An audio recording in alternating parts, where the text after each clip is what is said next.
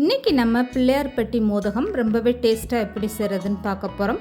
இது சாப்பிட்றதுக்கு நல்லா சாஃப்டாகவும் அருமையான டேஸ்ட்டாகவும் இருக்கும். இது செய்கிறதுக்காக நீங்கள் கடையில் மாவு எதுவுமே வாங்க வேண்டாங்க. வீட்டில் இருக்கக்கூடிய பச்சரிசி பாசிப்பருப்பை பயன்படுத்தி இந்த மோதகம் ரொம்ப சூப்பராக செய்யலாம்.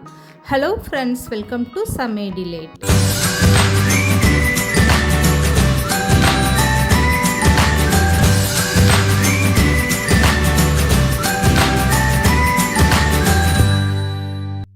இப்போ பிள்ளையார்பட்டி மோதகம் செய்கிறதுக்காக ஒரு கப் அளவுக்கு பச்சரிசி எடுத்துக்கோங்க. இதை ஒரு பாத்திரத்தில் சேர்த்துக்கோங்க. எந்த கப்பில் நீங்கள் அரிசி அளந்து எடுக்கிறீங்களோ வெல்லம் பருப்பு எல்லாமே அதே கப்பில் அளந்து எடுத்துக்கோங்க.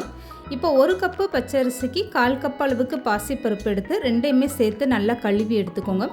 3லேருந்து 4 டைம் நல்லா கழுவி எடுத்துருங்க. இதுக்கப்புறமா தண்ணி வடிகிறதுக்காக இந்த மாதிரி ஜல்லடையில் சேர்த்துக்கோங்க. தண்ணி நல்லா வடிஞ்சதுமே வேறு ஒரு அகலமான பாத்திரத்தில் சேர்த்துக்கோங்க. இப்போ ஸ்டவ் ஆன் பண்ணிவிட்டு இந்த அரிசியை நல்லா வறுத்து விட்டுருங்க.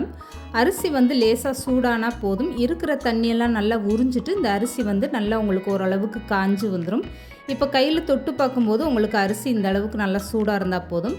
இதுக்கப்புறமா இந்த அரிசியை நீங்கள் நல்லா ஆற வச்சுட்டு மிக்ஸி ஜாரில் தண்ணி எதுவுமே சேர்க்காமல் நல்லா அரைச்சி எடுத்துக்கோங்க. ரொம்ப வலுவலுன்னு அரைக்க வேண்டாம். நல்லா ரவை பக்குவத்தில் நீங்கள் குறப்பாக அரைச்சி எடுத்துக்கிட்டிங்கன்னா போதும். இப்போ அதே பாத்திரத்தில் 1/2 கப் அளவுக்கு உடைச்ச வெல்லம் சேர்த்துக்கோங்க. எந்த கப்பில் அரிசி அளந்து எடுத்தீங்களோ அதிலே 1/2 கப் அளவுக்கு வெல்லம் 1 கப் அளவுக்கு தண்ணி சேர்த்துட்டு ஸ்டவ் ஆன் பண்ணிடுங்க. இப்போ இந்த வெல்லம் நல்லா ஒரு கொதி வரட்டும். இதுக்கப்புறமா நல்லா வடிகட்டி எடுத்து வச்சுக்கோங்க. இந்த வெல்லத்தை பாருங்கள், இப்போ நல்லாவே ஒரு கொதி வந்துருச்சு. வெல்லத்தில் இருக்க மண் தூசியெல்லாம் போகிறதுக்காக இதை நல்லா வடிகட்டி எடுத்து வச்சுக்கோங்க. இப்போ அதே பாத்திரத்தை நல்லா கழுவிட்டு இதில் 3 கப் அளவுக்கு தண்ணி சேர்த்துக்கோங்க. 1 கப்பு பச்சரிசினா அதுக்கு 3 கப் அளவுக்கு தண்ணி சேர்த்துக்கோங்க. இப்போ ஸ்டவ் ஆன் பண்ணிவிட்டு இந்த தண்ணி நல்லா சூடாகட்டும். அது வரைக்குமே கொஞ்சம் வெயிட் பண்ணுங்கள். தண்ணி ஓரளவுக்கு நல்லா சூடாயிடுச்சு. இதுக்கப்புறமா அரைச்சி எடுத்து வச்சுருக்க பச்சரிசி பாசிப்பருப்பு மாவை அப்படியே சேர்த்துக்கோங்க. இப்போ நான் கையில் எடுத்து காட்டுறேன் பாருங்கள். எந்த அளவுக்கு ரவை மாதிரி நல்லா குறப்பாக அரைப்பட்டிருக்கு பாருங்கள். இது மாதிரி நீங்கள் அரைச்சி எடுத்துக்கோங்க. இப்போ தண்ணி லேசாக சூடானதுமே ஸ்டவ்வை மீடியமாக வச்சுட்டு அரைச்சி எடுத்துருக்க பச்சரிசி பாசிப்பருப்பு மாவை அப்படியே சேர்த்துட்டு நல்லா இந்த மாதிரி கலந்து கொடுத்துருங்க. கெட்டிகள் எதுவுமே விழுகாத அளவுக்கு ஒரு டைம் நல்லா கரண்டி வச்சு கலந்து கொடுத்துருங்க. இப்போ ஸ்டவ்வை கம்ப்ளீட்டாக குறைச்சி வச்சுட்டு ஒரு பிஞ்ச் அளவுக்கு மட்டும் உப்பு சேர்த்துக்கோங்க. உப்பு சேர்த்ததுக்கப்புறமே கரண்டி வச்சு இந்த மாதிரி நல்லா கலந்து கொடுத்துட்டே இருங்க. கொஞ்சம் தண்ணியெல்லாம் வற்றிட்டு இது நல்லாவே கெட்டியாக ஆரம்பிச்சிடும். அதுக்கப்புறமா ஸ்டவ்வை நல்லா குறைச்சி வச்சுட்டு இதை அப்படியே மூடி போட்டு வேக வச்சிடலாம். இந்த மாதிரி நீங்கள் மூடி போட்டு வேக வைக்கும்போது உங்களுக்கு நல்லா வெந்து வந்துடும்.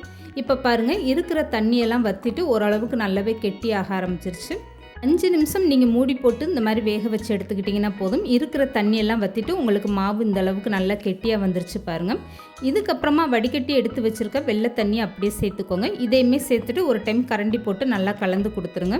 இப்போ வெள்ளை தண்ணி சேர்த்ததுக்கப்புறம் இந்த மாதிரி கலந்து கொடுத்துட்டு திரும்பவுமே ஒரு டைம் மூடி போட்டு அப்படியே வேக வச்சுருங்க.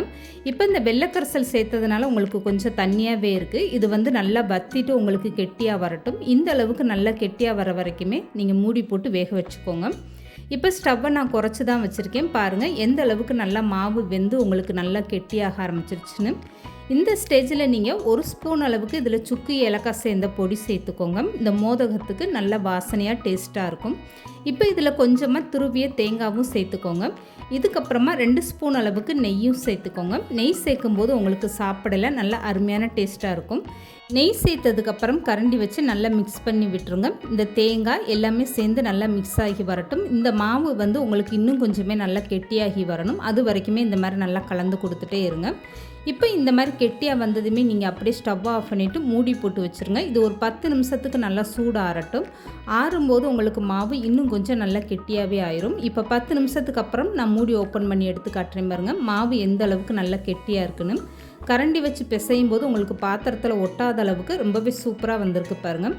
இதுக்கப்புறமா கையில் கொஞ்சமாக நீங்கள் நெய் தடவிக்கோங்க. இதிலேருந்து கொஞ்சமாக நீங்கள் மாவு எடுத்துகிட்டு இந்த மாதிரி மோதகம் அச்சு இருந்தால் நீங்கள் அதை பயன்படுத்தி நீங்கள் இந்த மாதிரி செஞ்சு எடுத்துக்கோங்க.